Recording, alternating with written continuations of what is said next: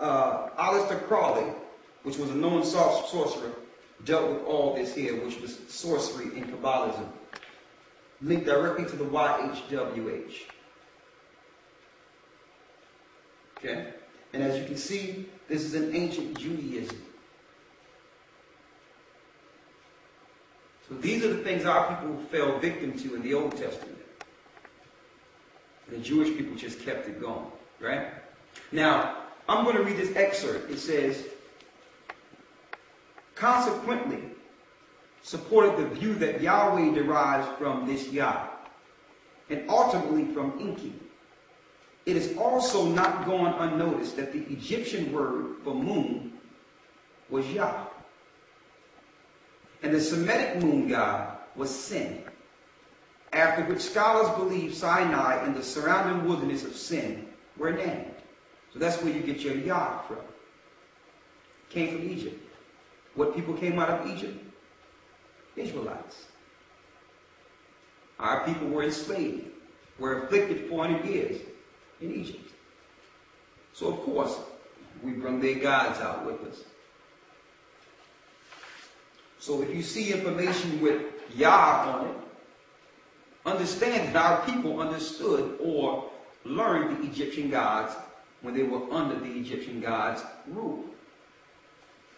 Now, and you can get this off of Rocklopedia, because in Egyptology it's called La. And I'm going to read it. The Egyptian transliterated La, or Yah, or Jah. Now they threw this in our scriptures too, in Psalms. Don't forget what it said in Jeremiah 8 and 8. The pen of the scribes, they open up our records, and the pen of the scribes are in vain. La, or Yah, or Jah, was the word for moon. See that? Was the word for moon. You got that? And here it is in hieroglyphics. Okay. It says, and this is from the Egyptian Book of the Dead. The Egyptian Book of the Dead, chapter 2. The chapter of coming forth by day and of living after death reads, saith Osiris, Ani held, only one shining from Yah, the moon. Hell only one shining from Yah, the moon.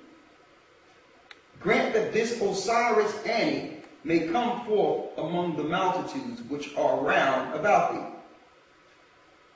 Let him be established as a dweller from the shining ones. We know the shining ones are who? The angels. And let the underworld be open unto him. And behold, Osiris Ani shall come forth by day to do his will upon earth among the living. So these sorcerers and Kabbalists had knowledge of all these ancient gods. Okay? And while our people slept, they injected these gods in our records. So that even when our people make an earnest attempt to come to the Most High, we would still fall to the gods that destroyed us in the past. Now, I'm going to go into a few books. Then we're going to go right back to the Bible. But before I go into the books, I need you to go to Isaiah.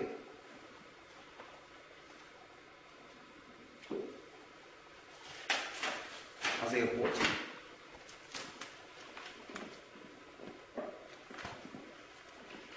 Isaiah the 14th chapter.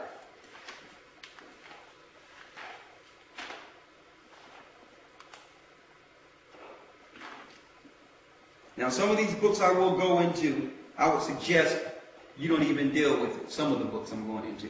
But I had to go into some of these books to show you who these wicked people are really following.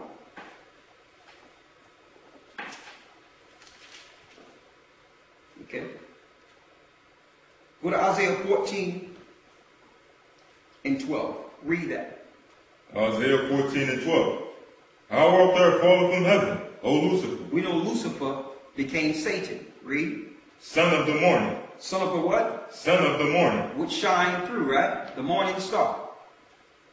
Read. How art thou cut down to the ground, which didst weaken the nations? For thou hast said in thy heart, I will ascend into heaven. I will exalt my throne above the stars of God. I will ascend into heaven. I will exalt my throne above the stars of the Most High. So that's Satan promising to one day go into the heavens, go into the stars. Read on. I will sit upon the mount of the congregation and the sides of the north. He claimed that he would sit in the mount of the congregations and the sides of the north. Go ahead. Verse 14. I will ascend above the heights of the clouds. I will ascend above the heights of the clouds. Read. I will be like the Most High. I will be like the Most High. So Satan promised that one day he would be worshipped. He would be like the Most High. The Most High is to be worshipped. And he promised that he would one day get back into the heavens. How did that link to Yahweh or Jehovah? Or some of the deities Israel fell to? The YHWH that we see today came out of Europe. Okay, there was no English language in the Middle East. I printed this off the Tetragrammaton, off the web.